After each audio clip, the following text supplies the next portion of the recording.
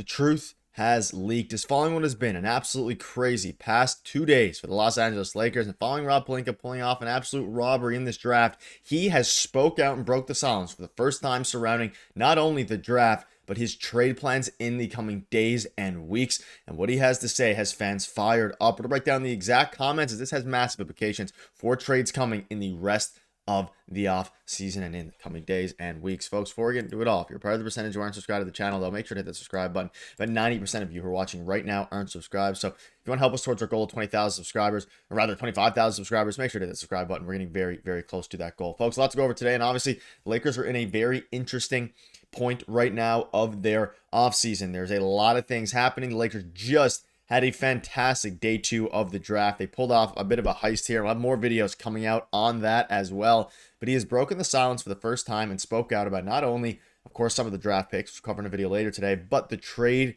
itself and what happened there. And folks, let's just dive right into it. He had a press conference late last night into this morning. And let's start with the first quote. And of course, we know the Lakers desperately need a center, right? It's no question there. It's no secret there, rather.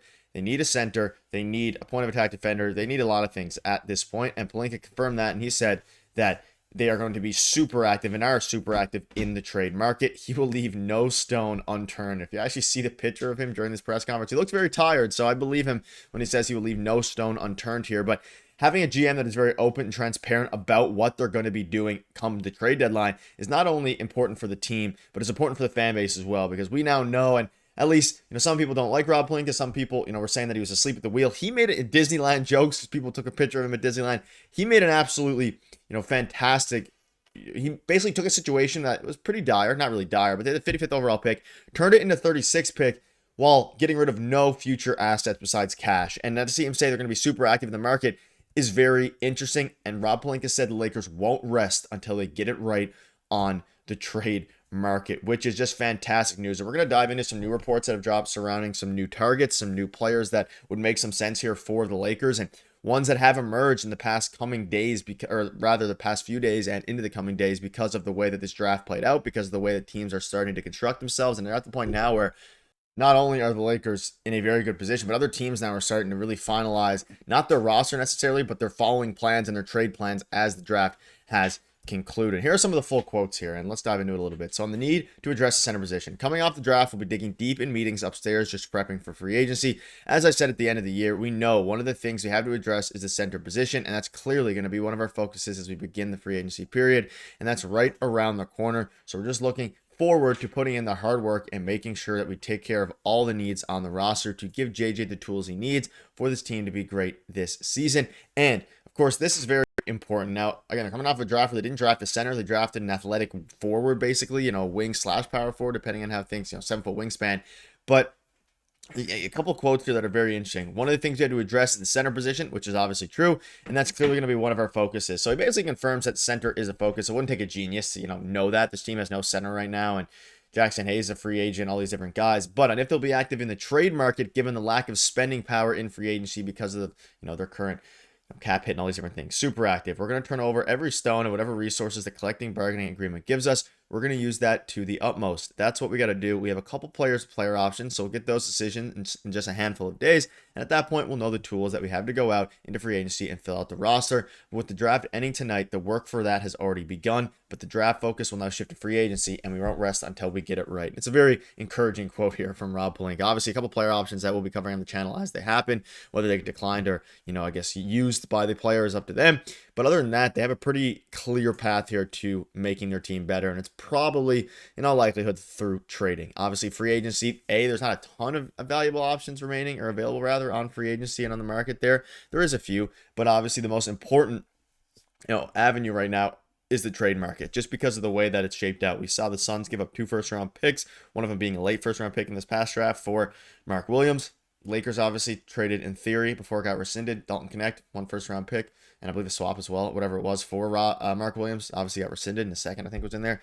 So there's a lot of different, trades that are going down, and, proposed trades. And for the Lakers, they need to go out and get somebody big And a new report has dropped. I'll have a full video covering this, but I want to touch on it briefly here. The Suns are listening to trade offers on Nick Richards, Grayson Allen, and Royce O'Neal. Phoenix is very open to moving multiple pieces of these veterans as they reset with a more youthful, athletic roster around Devin Booker. And of course, the Suns had a very good draft, I think, overall, but they also acquired Mark Williams and they got Malwatch. So they have two centers now who I assume is going to kind of push Nick Richards out of the equation here. You can see here, if Nick Richards is available for a small trade, definitely worth looking into making him the backup big man for the Lakers. And yeah, we're gonna have a full video covering him shortly in the coming days. But for now, like, you pair this with what Rob Pelinka is saying and obviously turning every stone. I don't think Nick Richards is the answer as the starting center. Of course, the Suns acquired him when they had Kevin Durant literally up until like a week ago, but they acquired him trying to, at the deadline to try to really push for their finals run and really help the team. And ultimately it didn't happen.